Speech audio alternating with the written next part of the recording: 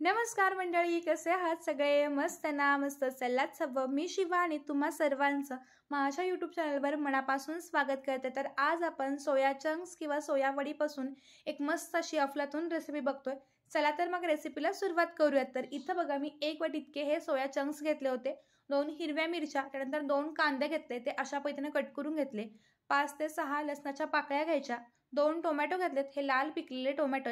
पुढचा देठाकडचा भाग काढून घेतला आणि पाठीमागं आम्ही अशा पद्धतीने ह्याला कट देऊन घेतलेला आहे.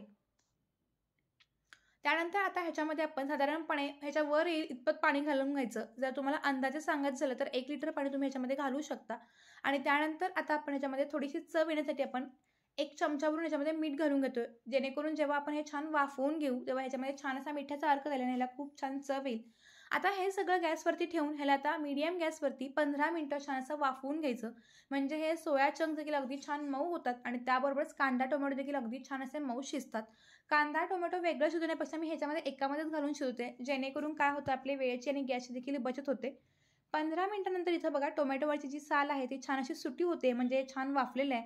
आणि सोया चंक्स देखील अगदी आकाराने डबल झालेले आहेत. तर गॅस बंद करून घेऊयात आणि आता आपण ह्यातलं जे एक्स्ट्राचं पाणी आहे तर ते पाणी गाळून घेणार आहोत. तर अशा पद्धतीने आता मी गाळणीतून हे पाणी गाळून घेते. बऱ्याचदा मुलांना हे सोया चंक्सची किंवा सोया वडीची ही भाजी आवडत नाही. मग काय करायचं? ह्याच्यामध्ये भरपूर प्रोटीन्स तर असतात. मुलांना हे खायला द्यायचे तर कसे? मग तुम्ही ही रेसिपी जरूर करून बघा. मला खात्री आहे तुमच्या मुलांनाही खूप आवडेल. हे जे पाणी आहे तर हे पाणी आपण नंतर वापरणार आहोत किंवा तुम्ही आता सूप म्हणून देखील वापर करू शकता. तर आता हे थंड होऊन देऊयात. थंड झाल्यानंतर आता आपण यातलं कांदा, टोमॅटो, हिरवी मिरची आणि लसूण वेगळं करून घ्यायचं आणि त्यानंतर ते मिक्सरच्या भांड्यामध्ये अशा पद्धतीने थोडंसं बारीक चिरून ह्याच्यामध्ये घालून घ्यायचं. सोया चंक्स जे आहेत ते आपण एका साईडला करून घेतलेले आहेत. आज आपण ह्या कांदा टोमॅटोची चटणी करतो. एक वेगळी चटणी आहे. ही चटणी साधारणपणे 15 दिवस आरामात टिकते. आता ह्यामध्ये मी अर्धा इंच आल्याचे काप घातलेत आणि पाणी न घालता ही अगदी बारीक वाटून घेणार आहोत.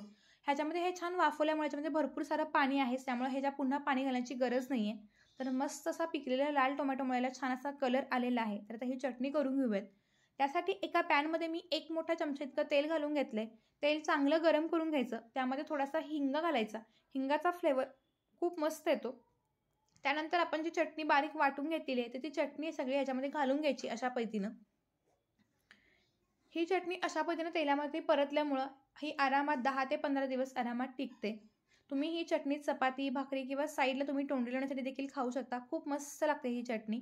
तर बघा, आता ही तेल छान सुटेपर्यंत ही परतवून घ्यायची.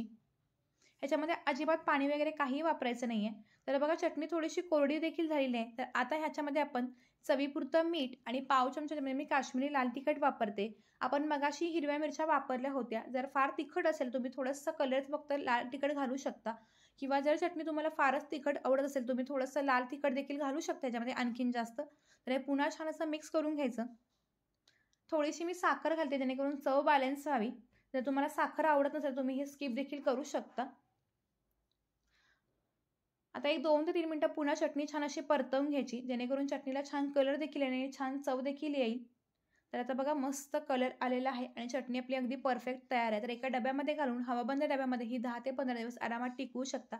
चटणी तयार आहे. तर पुढची कृती करायला घेऊयात. त्यासाठी तर बघा, पुन्हा एक मिक्सरचं भांडं घेतले आणि जे सोयावडी आपण वाफवून घेतले होते ते सगळे सोयावडी आपण ह्याच्या मिक्सरच्या भांड्यामध्ये घालून घ्यायचे आणि पाणी न घालता आपण आता हे थोडंसं बारीक फिरवून घ्यायचं.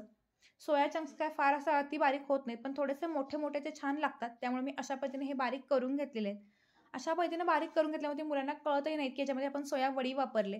तर ज्या वाटीने आपण सोया वडी घेतली होती त्याच वाटीने मी अर्धी वाटी दही आणि अर्धी वाटी ह्याच्यामध्ये रवा घालून घेते. बारीक चिरून घेतलेला भरपूर सारा कांदा, त्यानंतर 1 बटाटा घेतला होता मीडियम साईजचा, साल काढून तो बारीक खिसून घेतला. हा कच्चा बटाटा वापरला होता. तुम्ही याच्यामध्ये किसून घेतलेलं गाजर, बारीक चिरून घेतलेलं कोबी, बारीक चिरून घेतलेला पालक, ज्या भाज्या मुलं खात नाहीत त्या तुम्ही याच्यामध्ये आरामात घालू शकता.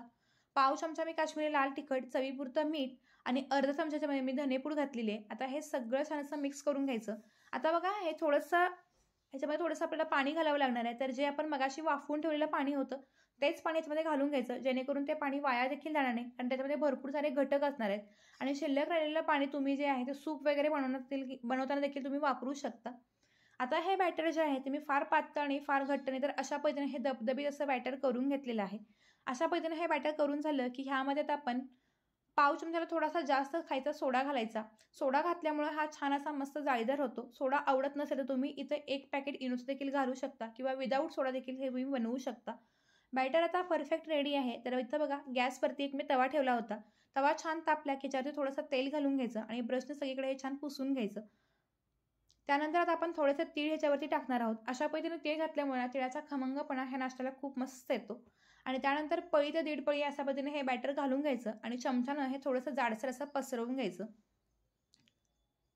तुम्ही जर हे बॅटर खूपच पातळ कराल तर तुमचा हा नाश्ता म्हणावा इतका छान होणार नाही, कारण तो पलटताना थोडासा त्रास होऊ शकतो. त्यामुळे थोडंसं दबदबीत बॅटर करून घ्यायचं आणि अशा पद्धतीने हे पसरवून घ्यायचं आणि गॅस मीडियम करून ह्याच्यावरती झाकण लावून हे छान असं मस्तपैकी असं हे छान असं खालून शेकून घ्यायचं. सोया चंक्स हे शिजायला साधारणपणे 3 ते 4 मिनिटं लागतात. त्यामुळे गॅस मीडियम करून 2 ते 3 मिनिटं सुरुवातीला वरच्या बाजूनं भाजून घ्यायचं. हे वरची बाजू कोरडी झाली की थोडंसं तेल सोडायचं आणि मग हे पलटवून पुन्हा 2 मिनिटं छान शेकून घ्यायचं. कुणाला कळणार पण नाही. लहानांपासून मोठे तुमच्याकडे मागून खातील इतका मस्त असा प्रोटीनने भरपूर असलेला नाश्ता हा तयार आहे. तुम्ही ह्याला सोया चंक्सचा उत्तापा, सोया चंक्सचे पॅनकेक्स काहीही म्हणू शकता. मुलांना नक्कीच आवडतील. त्यामुळे तुम्ही नक्की एकदा ट्राय करून बघा आणि तुम्ही जर माझ्या चॅनलवरती नवीन असाल तर नक्की चॅनलला सबस्क्राईब करा. मी तुम्हाला आणखीन एक ह्याचा मस्त असा उत्तापा बनवून दाखवते. पुन्हा थोडंसं तेल टाकायचं, थोडेसे तीळ टाकायचे आणि पळी ते दीड पळी बॅटर घालून हे चमच्यानं थोडंसं पसरवून घ्यायचं. गॅस मीडियम करून मीडियम गॅसवरती ह्याच्यावरती झाकण ठेवायचं आणि 2 ते 3 मिनिटं सुरुवातीला वरच्या बाजूने छान शेकून घ्यायचं. वरची बाजू सुकली की मग तेल सोडून ही छान अशी पलटी मारून पुन्हा 2 मिनिटं छान शेकून घ्यायची आणि मस्त अशी हे गरमागरम उत्तापे तुम्ही मगाशी केलेल्या चटणीसोबत, दह्यासोबत, कशासोबतही खाऊ शकता. खूप म्हणजे खूप चविष्ट लागतात, तोंडाला चव आणतात आणि मस्त लागतात. सकाळच्या गडबडीच्या वेळी देखील तुम्ही मुलांना करून देऊ शकता. असा हेल्दी नाश्ता तुम्हाला कसा वाटला ते मला जरूर कळवा. रेसिपी आवडली तरच व्हिडिओला लाईक करा आणि चॅनलला सबस्क्राईब करा. चला तर मग भेटू त्याच्या नवीन आणि इंटरेस्टिंग व्हिडिओसोबत. तोपर्यंत तुम्ही मस्त राहा, खात राहा आणि सगळ्यात महत्त्वाचं तुमची स्वतःची काळजी घेत राहा. धन्यवाद. Bye bye.